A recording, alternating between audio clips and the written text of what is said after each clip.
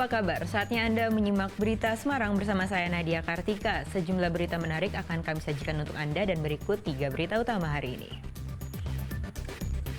Tolak penundaan Pilkades di Banjarnegara, ratusan warga dan calon kepala desa berunjuk rasa ke pendopo bupati. Seorang saksi pemilu dari salah satu partai di Kabupaten Semarang menghilang sehari setelah pelaksanaan pemilu 14 Februari lalu. Hendak menukar laptop penumpang dengan buku, 2 lelaki ditangkap di Klaten.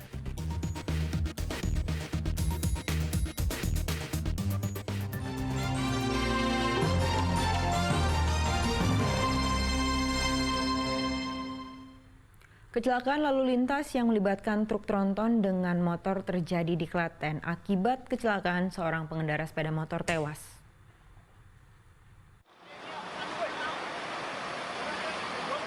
Seorang pengendara sepeda motor tewas di tengah jalan raya Solo Jogja, Desa Sabrang, Kecamatan Delanggu, Klaten, Jumat pagi. Korban pengendara sepeda motor bernama Hafiz tewas setelah sepeda motor yang ia kendarai terlindas truk tronton bermuatan semen yang melaju dari arah Solo menuju Klaten.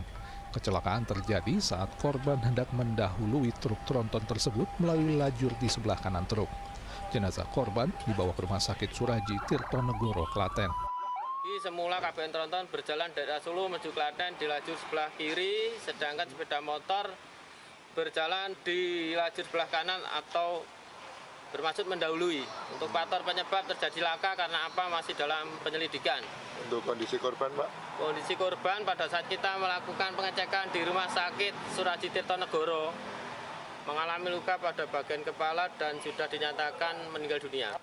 Selanjutnya, polisi mengamankan seluruh barang bukti kendaraan untuk kepentingan penyelidikan penyebab kecelakaan. Krisna Agung melaporkan dari Klaten. Ratusan warga dari berbagai desa di Banjarnegara berunjuk rasa menolak kebijakan penundaan Pilkades serentak oleh PJ Bupati sesuai surat edaran Menteri Dalam Negeri. Unjuk rasa sempat ricuh karena PJ Bupati tetap bersikeras menunda pelaksanaan Pilkades. Unjuk rasa warga yang menolak penundaan Pilkades serentak di Kompleks Pendopo di Payuda, Kabupaten Banjarnegara, Jumat pekan lalu memanas saat ratusan warga pengunjuk rasa hendak meringsek masuk ke dalam area pendopo. Pengunjuk rasa meluapkan emosinya sebab jawaban PJ Bupati Banjarnegara tentang penundaan Pilkades tidak memuaskan mereka. Sempat terjadi saling dorong antara petugas keamanan dan pengunjuk rasa di dalam kompleks pendopo Bupati hingga menjadikan suasana tak terkendali. Kericuhan terjadi usai dialog antara PJ Bupati dan pengunjuk rasa. Aksi unjuk rasa dilakukan ratusan warga dari puluhan desa di Kabupaten Banjarnegara yang menolak penundaan pelaksanaan Pilkades serentak. Pemilihan kepala desa yang rencananya digelar tanggal 5 Maret 2024 mendatang oleh PJ Bupati Banjarnegara ditunda sesuai dengan surat edaran Mendagri tentang penundaan Pilkades serentak di Banjarnegara. Warga dan calon kepala desa menolak penundaan Pilkades sebab mereka telah mengeluarkan biaya cukup banyak dan telah membentuk panitia pemilihan kepala desa. Warga dan calon kepala desa mendesak kepada PJ Bupati untuk tetap menggelar Pilkades serentak pada tanggal 5 Maret mendatang. Kita tetap akan tuntut terus, dan apabila itu kok gagal, maka kita akan tuntut secara hukum. Ratusan pengunjuk rasa dari berbagai desa ini akhirnya membubarkan diri Jumat sore. Belum ada kesepakatan keputusan antara PJ Bupati dan pengunjuk rasa. Warga berjanji akan menggelar aksi unjuk rasa lebih besar bila tuntutan mereka tidak bisa dipenuhi. Mardianto melaporkan dari Banjarnegara. Pemerintah Kabupaten Demak menyatakan bakal membantu biaya pengurusan dokumen kependudukan dan kepemilikan tanah bagi korban banjir. Banjir bandang jebolnya tanggul Sungai Wulan Demak yang terjadi pekan pertama bulan ini menerjang puluhan ribu rumah di 35 desa dan 7 kecamatan dengan sekitar 30.000 jiwa terpaksa mengungsi. Saat ini dengan berangsur surutnya banjir, tim gabungan BPBD, TNI, dan relawan masih memberikan bantuan untuk warga yang berada di 121 tempat pengungsian. Kepala Badan Nasional Penanggulangan Bencana yang meninjau lokasi banjir menyatakan kerugian ekonomi akibat banjir Demak sangatlah besar. Selain merusak permukiman warga, banjir juga merendam lebih dari 4.000 hektar lahan pertanian yang menyebabkan gagal panen. Waduh, kerugiannya memang masih didata terus ya pasti sangat luar biasa lah ya. Kerugian ekonominya kan nggak mudah itu. Kalau kemarin untuk pertanian aja kalau nggak salah sampai 4.000 hektar yang terkena dampak, harusnya panen tapi gagal kan ini memang bulan-bulan menunggu panen ini di bulan Maret ini. Pemerintah Kabupaten Demak mengakui data tersebut dan menyatakan telah berkoordinasi dengan pemerintah Provinsi Jawa Tengah dan pemerintah pusat untuk menolong para petani dan juga memberikan layanan pengurusan surat-surat berharga seperti dokumen kependudukan dan kepemilikan tanah yang rusak akibat banjir.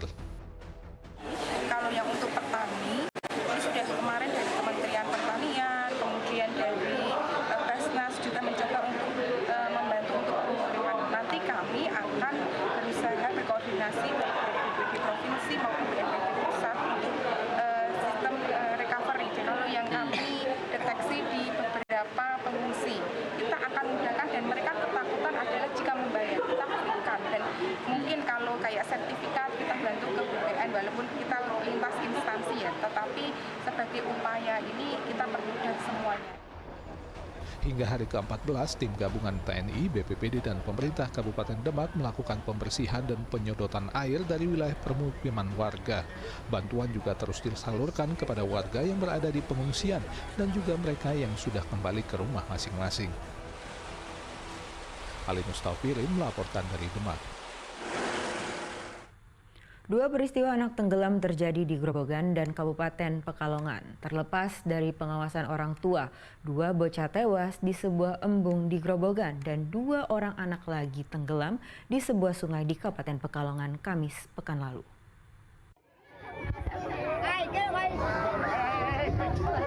Dua orang anak Imam Wahyudi yang berusia 6 tahun dan Sidkul Wafa yang berusia 4 tahun ditemukan tewas di embung Dusun Kerajaan, Desa Jambon, Kecamatan Pulau Kulon, Grobogan, Kamis pekan lalu.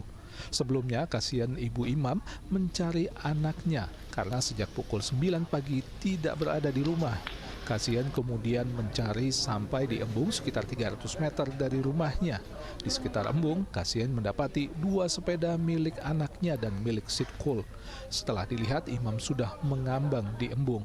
Jenazah Imam langsung dievakuasi dan dibawa ke Puskesmas Pulau Kulon 2. Sedangkan jenazah Sidkul berhasil ditemukan di dasar embung sedalam 3,5 meter 10 menit kemudian.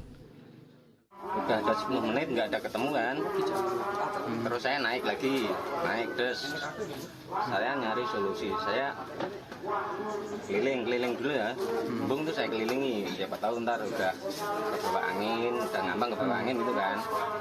Setelah saya kembali ke titik itu, saya tuh nggak panjang lebar, langsung terjun langsung lagi, ketemu lagi. Perangkat Desa Jambon mengakui tadinya sekeliling embung telah dipagari, namun rusak. Pihaknya telah meminta anggaran dana perbaikan pagar tahun ini. Setelah kejadian ini, pihak desa akan memasang pagar sementara. Kan sudah rusak, tapi ini nanti dengan ada kejadian seperti ini ya nanti akan kami percepat mungkin dengan pagar dulu Pak, pagar apa? Supaya lebih aman. Sementara dulu ya biar nanti aman. Suasana harum menyelimuti kediaman Wardi di Desa Legok Celile, Kecamatan Bojong, Kabupaten Pekalongan, Kamis sore. Satu orang anaknya, Jihan Nur Fitriani berusia 5 tahun, ditemukan tak bernyawa di aliran sungai tak jauh dari rumahnya. Sedangkan satu korban lainnya, Win Malika Karim berusia 6 tahun, kakak sepupu Jihan, hingga Kamis sore masih dicari. Kedua korban tenggelam setelah ditinggal orang tuanya ke balai desa untuk mengantre beras bantuan dari pemerintah Kamis siang. Naas, keduanya bersama satu anak lainnya justru bermain ke sungai tak jauh dari rumah mereka. Diduga kedua korban terpleset dan tenggelam akibat tidak bisa berenang. Setelah ibunya berdua itu ambil beras di balai desa, setelah pulang anaknya tidak ada. akan dicari toh. Dicari tempat budenya, ke tempat bolehnya itu tidak ada. Ketika ada wadulan dari anak kan sebenarnya anak 3 itu. Anak 3 itu 1 selamat. Hingga hari Jumat, pencarian korban Queen Malika Karim belum membuahkan hasil. Pencarian dimulai dengan penyisiran di titik 0 hingga radius 6 km. Petugas membentuk 2 tim penyisir dan tim lainnya bersiaga di beberapa lokasi yang sudah ditentukan. Sementara 1 korban yang sudah ditemukan pada Kamis sore, Jihan Nur Fitriani, telah dimakamkan di pemakaman desa.